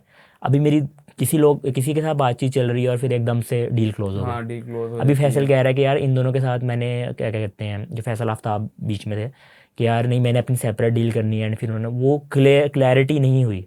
उसमें काफ़ी मज़े मज़े की भी बातें हुई थी, वो एडिटिंग बहुत बुरी थी उनकी। मतलब इवन अगर मैं बैठ के एडिट करता तो मुझे लगता है मैं बेहतर टाइमलाइन बना सकता था। इवन आप बेहतर बना सकते थे टाइमलाइन, क्योंकि कॉन्टीन्यूटी लानी है ना, एक डायलॉग तो कंप्लीट होने दो। एक अगर बातचीत चल रही है मेरे स्टार्टअप के बारे में, वो कंप्लीट तो होने दो। वो एकदम से कट लगता है, नेक्स्ट बात शुरू हो जाती है। अब नेक्स्ट जो है, आप मैसेज क्या देना चाहते हैं जो यंगस्टर्स हैं, यानी कि जो कॉलेज में स्कूल में स्टूडेंट्स हैं? इवन कि अब पहले क्या होता था कि हम अपनी क्लास में पूछते थे कि आप बड़े होकर क्या बनना चाहते, तो वो ही टिपिकल माइंडसेट कि मैं ये जॉब करना चाहता हूँ, ये जॉब करना चाहता हूँ। लेकिन अब माइंडसेट चेंज हो रहा है। हम्म। इवन कि मेरे स्टूडेंट्स भी ये बात करते हैं कि हम बिज़नेस करना चाहते हैं, हम एंटरप्रेन्योर बनना चाहते हैं, हम ट्रेडिंग करना चाहते हैं। तो उनको आप क्या मैसेज देना चाहते हैं कि पाकिस्तान के जो हालात हैं उनके मुताबिक? यार पाकिस्तान के हालात में ना, अगर मैं थोड़ी सी पहले पैसिमिस्ट बात कर देता हूँ फिर ऑप्टिमिस्ट बात करता हूँ। पैसिमिस्ट बात यही है कि यार आप वीज़ा लेके बाहर चले जाओ। ऑप्टिमिस्ट बात यही है कि नहीं है इकबाल नाउमीद अपने हम्म। पुश्ते हुए राह से ही मिट्टी ज़रा सी नम हो तो बोल दरखेज़ ऐसा की। मेरा भी वैसे उसी पे बिलीफ है। मैं ऑप्टिमिस्ट हूँ इस मामले में, और मुझे लगता है कि यार पोटेंशियल है। और एंटरप्रेन्योरशिप जो है बेसिकली सॉल्यूशंस फाइंड करना अपने इर्द गिर्द की चीज़ों से, और उसको बिजनेस में ना आके उससे पैसे कमाना। तो ये मेरे ख्याल से एंटरप्रेन्योरशिप एक सॉल्यूशन है, और अगर इसको अडॉप्ट करते हैं तो बेशक वो स्टार्टिंग में उस तरह से पैसे ना बना रहे हो, इवेंचुअली वो पैसा बनाएंगे। और अब वैसे भी इसके अलावा हमारे पेशेंस भी पास लाजमी है यार। अक्सर बिल्कुल ऐसे ऐसा ही है। लोग हैं कि जो बिजनेस शुरू करते हैं, उनको 2 से 3 मंथ्स में अगर रिजल्ट नहीं नज़र आता, वो कहते हैं ठीक है अब इसको हम बंद कर रहे हैं। बिल्कुल ऐसा ही है। और सॉल्यूशन, एंटरप्रेन्योरशिप एक सॉल्यूशन तो है, उसके साथ साथ ऑप्शन नहीं है आपके पास कोई और। आप 4 साल की डिग्री करते हैं, हम्म। उसके बाद आपको मास्टर्स अगर करना पड़ जाता है तो वो आप 2 साल करते हैं। अगर वो नहीं करते तो आप डिग्री के बाद अगर कोई जॉब लगते हैं, इवन आप एमबीबीएस जो कह लेंगे सबसे ज़्यादा हम्म। बेहतर डिग्री उसको समझा जाता है, नोबल प्रोफेशन समझा जाता है। एक डॉक्टर की स्टार्टिंग सैलरी 60-65 हज़ार से ज़्यादा नहीं है। ये मैं आपको ऑप्टिमिस्टिक फिगर बता रहा हूँ, जी। एक्चुअल फिगर 40-45 हज़ार भी है जो एमबीबीएस करने के बाद आपकी स्टार्टिंग सैलरी लगती है। और उसके बाद आप ज़्यादा से ज़्यादा उसको बढ़ा लो बढ़ा फिर आप लो। बाउंड भी हैं जो आपके साथ। इवेंचुअली वो एक जॉब है, जितना मर्ज़ी आप उसको इन्जॉय कर रहे हैं। तो उस नंबर के अंदर 40-45 हज़ार रुपये में, और इवेंचुअली आप लाख 1.5 लाख पे भी चले जाते हैं। पाकिस्तान में सर्वाइवल नहीं है आपका 1.5 लाख में भी। बिज़नेस में आपके पास अनलिमिटेड स्कोप है, आप जितना चाहें आप उसको ग्रो कर सकते हैं। और मैं अगर इस चीज़ को इस तरह देखूं कि एक बंदा है, उसने अपनी 12th क्लास पास की, उसके बाद उसने 4 साल अपने यूनिवर्सिटी में लगाया, और उसके बाद वो मार्केट में जा रहा है, सॉरी, और वहाँ पे उसके पास एक्सपीरियंस कोई नहीं है, और बिल्कुल एक वो फ्रेश बंदा है, तो उसको बहुत ज़्यादा उसको पापड़ बेलने पड़ते हैं। अगर वही बंदा जो यूनिवर्सिटी में भी जाए, साथ साथ अपना एक स्टार्टअप शुरू कर दे, एक नीश को पकड़े, ठीक है, खाली ई कॉमर्स करना, खाली ये करना कि यार मैं एक नीश पकड़ूंगा और उसको बेचना शुरू कर दूंगा, यानी हर बंदा आजकल शर्ट्स के काम में गया हुआ है, हम्म। हर बंदा परफ्यूम्स के काम में गया हुआ है, ठीक है, तो वो ये आपने सोल्यूशन मौलवी नहीं साहब है। भी देखे होंगे, वो कराची के बहुत वायरल हैं कि अब आप इमाम ये कर साहब, इमाम इमाम साहब साहब आप ये करना शुरू कर दें, आप वो करना शुरू इमाम कर साहब के दें। वैसे काफ़ी प्रैक्टिकल आइडियाज़ हैं बीच हाँ, में कुछ कुछ, लेकिन वो छोटे लेवल पे ही है, वो तो छोटे लेवल पे ना कि आप एक आम बाल्टी बंदे के लेके लिए है आप जो पढ़ा लिखा नहीं है। बस अड्डे पे चले जाएं, आप कबूतरों का दाना लेके सड़क पे बिल्कुल बैठ ऐसे ही है, जाएं, वो छोटे लेवल पे छोटे है। लेवल के लिए हैं। हम थोड़ी सी बात कर रहे हैं कि जो एक्चुअल आपको एक अच्छी इनकम बना के दे सकते हैं जो एक सोर्सेज। कंपनी बिल्ड करने में। बिल्कुल, तो आप ई कॉमर्स बेशक आएँ, ठीक है, बेसिकली आपने एंटरप्रेन्योर बनना है, ठीक है, आपने डिजिटल मार्केटर नहीं बनना कि बस आप एड्स रन करी जा रहे हैं करी जा रहे हैं करी जा रहे हैं, उसके ऊपर आप थोड़ी बहुत सेल ला रहे हैं, ठीक है, आपने अपना एक ब्रांड बिल्डअप करना है, वही चीज़ आपको लॉन्ग टर्म में फ़ायदा देगी। अगर आप इसी तरह करेंगे सबकी देखा देखी, आप शर्ट्स के बिज़नेस में आ जाएंगे, आप परफ्यूम्स के बिज़नेस में आ जाएंगे, आप कुछ एक्सेसरीज़ हैं उनके बिज़नेस में आ जाएंगे, तो आप नहीं चल पाएंगे, पॉसिबल ही नहीं है। इस वक्त इतने ई कॉमर्स स्टोर हैं जो शर्ट्स और परफ्यूम्स और ये कुछ पर्टिकुलर चलते फील्ड्स नहीं हैं है। उन पे काम कर रहे हैं, लेकिन बहुत जल्दी फेल हो जाते हैं। मेरे अपने कुछ दोस्त हैं, एक आधे कुछ हैं जो अच्छा भी कर रहे हैं, लेकिन कुछ यूनिकनेस लाओ, देखो यार मार्केट में गैप क्या है। मैंने अपने एग्जांपल दूँ, मुझे इन सारी चीज़ों का आइडिया शार्क टैंक से पता चला था कि मार्केट गैप क्या होता है, आपने उसको फिल कैसे करना होता है। शार्क टैंक इंडिया से, पाकिस्तान से नहीं, पाकिस्तान में चीज़ें इतनी अच्छी एक्सप्लेन नहीं थी पाकिस्तानी वर्जन में। तो मैंने भी मार्केट गैप देखा। जब मैंने मेटा एड लाइब्रेरी पे रिसर्च की तो स्टफ़ टॉयज़ पे कोई ऐड ही नहीं चल रहा था उस वक्त, टेडी बियर्स के ऊपर कोई ऐड था ही नहीं। वेबसाइट्स थी कुछ लेकिन बहुत कम। मोस्टली लोग स्टफ़ टॉयज़ को एज ए साइड कैटेगरी लेकर चल रहे थे। आप डिपार्टमेंटल स्टोर्स पे चले जाएं, तो वहाँ पे 2-3 पड़े साइड होते हैं कैटेगरी कॉर्नर पे होती है, आपको। कॉर्नर पे आप जाएंगे, टॉय सेक्शन होता है, टॉय सेक्शन के भी कॉर्नर में आपको स्टफ़ टॉयज़ मिलेंगे। हालांकि स्टफ़ टॉयज़ की जो इमोशनल अटैचमेंट है, वर्ल्ड वाइड जो एक टेडी बियर का सिंबल है, world wide teddy bear day celebrate किया जाता है, ठीक है, वो आम टॉयज़ से बढ़कर है स्टफ़ टॉयज़ की इमोशनल अटैचमेंट। और स्टफ़ टॉय की मार्केट भी बड़ी है। वो क्यों? जो नॉर्मल टॉयज़ होते हैं वो चलते हैं टीनेज तक, स्टफ़ टॉयज़ चलते हैं 28 तक, कपल्स में चलते हैं, कपल्स इसको एक्सचेंज करते हैं। जैसा कि आपने कोट भी किया कि वैलेंटाइन में हमारी वैलेंटाइंस डे। सेल ज़्यादा हो जाती है। तो मुझे वो मार्केट गैप नज़र आया, मैंने कहा इस पर तो कोई ऐड ही नहीं चल रहा। मुझे वो एक वीडियो याद आ गई, उसमें जो लड़का ना वो टेडी बेयर को मार रहा होता है, कहता है ये सारा जो है ना ये लड़कियों के साथ होता है। वो बहुत जेलस होता है उससे वो। अच्छा आइडिया दिया आपने, इसमें अभी हाँ कंटेंट हाँ, बनाऊंगा। ये कंटेंट आप रील पे बना सकते हो। लाजमी। इससे सिमिलर वैसे मैंने एक बनाई है, मैं आपको दिखाऊंगा, उसमें भी इसी इसी तरह का श्योर। ही है। खैर, तो मेरा यही मशवरा है कि एक नई चीज़ चूज़ करें, मार्केट गैप को आइडेंटिफाई करें, ठीक है, अपने आप को प्रॉब्लम सॉल्वर बनाएं, उस प्रॉब्लम को सॉल्व करके पैसे कमाएं। और तो यार पेशेंस, स्कोप है। पेशेंस तो, वो लाजमी ये। पेशेंस आपका पढ़ाई में भी तो हाँ है।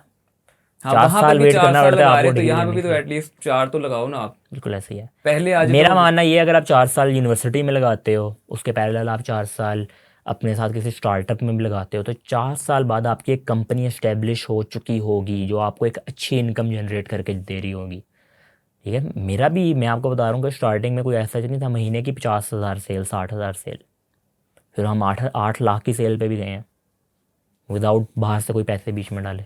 अभी तक हम सर्वाइव कर रहे हैं और आगे हम अच्छे ग्रोथ पैटर्न्स भी देख रहे इंशाल्लाह। हैं। इवन शार्क टैंक के बाद भी मुझसे कुछ इन्वेस्टर्स ने कांटेक्ट किया था। एक ने तो बिल्कुल ऐसे ओपनली बोला था कि मैं आपको 50 लाख 22% है, मैं 1 करोड़ 22% देता हूँ। मैंने कहा नहीं भाई, मेरी उनके साथ डील हो गई है, मैंने उनको लूप में नहीं लिया, उनके साथ बातचीत वगैरह मैंने उस तरह से नहीं की। अब आप सोच रहे अब हो आके काश कर लेते। मैंने उसके बाद मैंने उनसे रब्ता किया ना, मैंने कहा सर हाँ वो आपने कहा था कि आप फंड करना चाहते हैं। क्या हम दोबारा वो रिलेशन बना हाँ, सकते हैं? उन्होंने कहा बड़ी हम्बली उन्होंने जवाब दिया, बेटा उस टाइम मेरे पास पैसे थे, अब मैंने प्रॉपर्टी में इन्वेस्ट कर दिया। मैंने कहा यार प्रॉपर्टी में नहीं करना था इन्वेस्ट। आपको तो पाकिस्तान में हर बंदा, हाँ, प्रॉपर्टी की ठीक तरफ है, जा रहा प्लॉट है। काटो, फाइलें बेचो, पैसे कमाओ, वो चल रहा है। उन्होंने प्रॉपर्टी में इन्वेस्ट कर दिया, तो मुझे वो बड़ा हर्ट भी किया था। खैर, अब बिज़नेस चल रहा है, अच्छा चल रहा है, और आगे मज़ीद इन्वेस्टर्स ने कांटेक्ट किया है। काफ़ी पॉजिटिव लोग मिले हैं जो कह रहे हैं हम आपके साथ काम कर सकते हैं, काम करना चाहते हैं, ख्वाहिश ज़ाहिर की है उन्होंने। उनको अब मैं लूप में ले रहा हूँ, सबके साथ बातचीत वगैरह कर रहा हूँ। और इंशाल्लाह जिस तरह आपकी ये रील वायरल गई है और ये एपिसोड भी आगे जाती है सोशल मीडिया पे, तो मेरा नहीं ख्याल कि किसी को शार्क टैंक में जाने की ज़रूरत होगी भी। जैसे वकार ज़का की बात है कि अगर आपको एक्टर बनना है, आपको फिल्म डायरेक्टर बनना है, तो आपको किसी चैनल वाले के पीछे जाके तरले करने की ज़रूरत नहीं है। अगर आपके अंदर टैलेंट है, सोशल मीडिया पे पोस्ट करें, आवाम खुद ही डिसाइड कर लेती है कि आप काबिल हैं या नहीं है। बिल्कुल तो ऐसे हमने ही आपका देखा कंटेंट, आपके जो है वो ट्वाइस को देखा है, तो इंशाल्लाह अगर आपका कंटेंट वायरल जाता है तो साथ ही साथ आपका बिजनेस भी वो ग्रो होना शुरू हो जाता है। इंशाल्लाह। एक आखिरी सवाल जो है ना थोड़ा सा डिफरेंट है कि ये जो लैबुबू जो डॉल है, इसके बारे में कहा जाता है कि ये थोड़ी मनहूस होती है वो, तो एक आदि जो है वो किसी शार्क टैंक वाले जज के घर में छोड़ आते हैं। तो जो है आपके साथ हुआ है वो बदला पूरा करके आते हैं। वैसे किया जा सकता है। लेकिन जस्ट किडिंग, कोई इसको सीरियस ना ले ले, हाँ। ये ना हो कि अगले दिन वो रोती हुई जो है वो दोबारा से एलिगेशन लगा दें। खैर ये एक कंट्रोवर्सी थ्योरी है कि शार्क वो जो सॉरी शार्क टैंक तो लबू मनहूस है ही डोल। लेकिन जो लबूबू डोल है वो मनहूस है, बिल्कुल ऐसा नहीं है। देखिए ना, एक फर का टुकड़ा है, उसके बीच में एक सिलिकॉन फेस लगा हुआ है, वो कैसे मतलब आपको कंट्रोल कर सकता है, पोजेस कर सकता है क्या? मतलब मेरे पास है, मेरे पास कहीं पड़े हुए हैं, कुछ भी नहीं है, आपके सामने बैठा हूँ। ये बस कंट्रोवर्सी थ्योरीज होती हैं, ठीक है। जो चीज़ वायरल हुई उसको हम इल्यूमिनाती इंसान बना की अपनी देते हैं गलती और वो होती है, ब्लेम आपने दूसरों पे लगाना होता है कि ये फलां करवा रहा है, फलां करवा रहा है। इस पे हम हाँ, एपिसोड भी लबूबू का तैयार कर तो रहे हैं। स्पेशली उससे कोई ताल्लुक नहीं है, इस वो पे हम एक एपिसोड टॉय भी है। तैयार कर रहे हैं। देखिए ना, चाइना के अंदर वो बंदा 10th रिचेस्ट मैन बन गया है, पॉप मार्ट का मालिक, ठीक है। एक दिन में 1.3 बिलियन डॉलर्स उन्होंने कमाए हैं एक दिन में। और हम जो आईएमएफ से लोन लेते हैं वो सिमिलर अमाउंट का होता है, 1.2 1.3 बिलियन डॉलर्स, और वो ही मनहूस डॉल बेच के कमा रहे हैं। तो मुझे लगता है कि यार हमें एक चीज़ को, एक तो सबसे पहले देखते हैं, जब हम उसको देखते हैं कि यार ये मनहूस है, लोग कोई क्लेम कर रहे हैं, हम उसको वेरीफाई करें कि यार ऐसा है भी नहीं। कुछ अपना नेगेटिव थोड़ा सा पॉइंट्स हम दिमाग पहले इस्तेमाल देखते करें, हैं, नेगेटिव पॉइंट्स हम पहले देखते हैं। थोड़ा सा हम दिमाग इस्तेमाल करें, हम उसको देखें यार ये कैसे पोजेस हो सकती है, कैसे आपको ये याद होगा कि जब आप छोटे थे, आपको किसी टीचर ने कहा होगा कि बबल ना खाया करो च्युइंगम, ये कुत्ते की सुअर की चर्बी से चर्बी, बनती है या ये मुझे सुअर तो की सुअर चर्बी की से चर्बी बनती बोला है। था, तो ये बिल्कुल ऐसे वही ही। वाला सीन है। हमें चाहिए कि यार हम उस चीज़ को एक्सेप्ट करें, हम उसको मॉडर्नाइज करें, कि यार इस तरह का हम भी कोई अपना प्रोडक्ट लाएं जो हमें भी इतने बिलियन डॉलर्स कमा के दे। हम उल्टा कह रहे हैं वो मनहूस है, हमने तो लेना ही नहीं है, पूरी दुनिया खरीद रही है उसको, इतना बड़ा मार्केट है उसको उसका। बेशक आप चलें खुद ना खरीदें, आप उस तरह का बिजनेस एस्टेब्लिश करें, यार बिजनेस को समझें। अगर आप उसको ये बोलना शुरू हो जाएंगे यार ये मनहूस है, ये मनहूस है, मनहूस है, लोग बिजनेस मॉडल समझेंगे ही नहीं उसका, उस तरफ आएंगे ही नहीं, एंटरप्रेन्योर्स नहीं बनेंगे नए, अगर आप उसको मनहूस बोलना शुरू कर देंगे। यानी खराबी उस वो डॉल में, ये सेंस भी नहीं ना खराबी बनती आपके जहन में होती है। यार। बिल्कुल, जो लोग ये बोल रहे हैं कि वो मनहूस है उनके ही जहन में खराबी है। Thank you so much Abdul Rahman, आपसे बात करके काफ़ी अच्छा लगा। हम उम्मीद करते हैं कि आपका बिजनेस ग्रो करे नेशनल प्लस इंटरनेशनल स्केल पे, ताकि यंगस्टर्स को इंस्पिरेशन और मोटिवेशन मिल सके। Thank you for coming at VTV। अस्सलाम वालेकुम, अल्लाह हाफिज़। तो ये था तस्वीर का एक रुख। अगर तस्वीर का दूसरा रुख भी मौजूद है तो VTV का प्लेटफॉर्म हाजिर है शार्क्स के लिए, क्योंकि अवाम सच जानना चाहती है और एज अ जर्नलिस्ट हमारी जिम्मेदारी है अवाम तक सच पहुंचाने की। तो देखते रहिए mic out of crease at VTV। Thank you.